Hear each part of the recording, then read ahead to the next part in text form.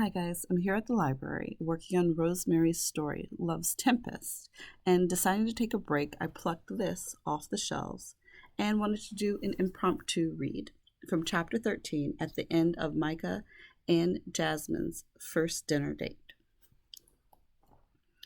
I don't need a champion, Micah. He stood and held her jacket while she slipped her arms inside the sleeves. Jasmine bit her bottom lip to keep her body and hormones in check. He smelled good, and she was seconds away from melting into his broad chest. She stepped away to distance herself from him. "Are you taking applications?" he asked.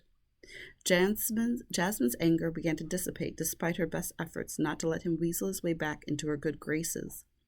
Fortunately, she still had her back to him, so he couldn't see her expression. He didn't deserve to be let off the hook so easily. Micah must have taken her silence to mean she had softened, however, because he babbled on. "You know, when I first moved out here from Chicago, I had a lot of arguments with people over the silliest things. Water ice, for example. Isn't that just a slushie?" "It is," Jasmine said, nodding her head. Her grip on her anger lessened more. She'd had similar spats with friends who had been born and raised in Philadelphia. She thanked Mike again for the meal and then moved to leave. "It's getting late." His voice made her pause.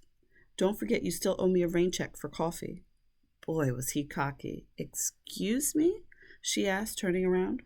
Smirking, Micah casually shrugged on his coat. Brenda had been spot on with her declaration that Jasmine had a thing for bad boys.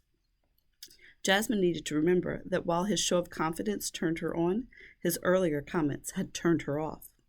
"I thought this was the rain check." Jasmine repositioned her purse from her left shoulder to her right. "This was dinner," he told her. Micah held her gaze and she felt her insides go mushy. Earlier, she'd convinced herself that there was no harm in a mutual, no-strings-attached dalliance. They'd go their separate ways afterwards. And in that case, he didn't need to know who she really was.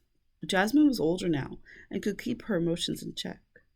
Also, unlike with her mom and Reggie, this time she would be ready when Micah snatched away his affections and walked out of her life. "Okay," she said softly. Micah's smile widened, showcasing a dimple. Mercy, that little cheek indent might have her falling for him. It was just too cute. She didn't even like older guys. In Brenda's words, Jasmine liked her men young, dumb, and easy to dump.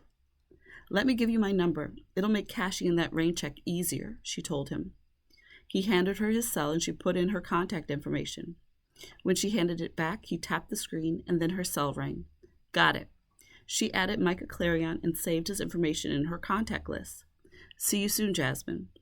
The way he said her name made her shudder. When Micah looked at her the way he was looking now, she was able to see herself as he saw her.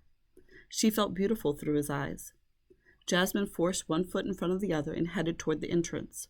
She'd reached the front door and, unable to resist one last look, turned. Micah was watching her go. I hope you enjoyed. Love Rebooted is available on Amazon. Also, there's an upcoming May 5th book signing in Elkton, Maryland at the Palette and the Page.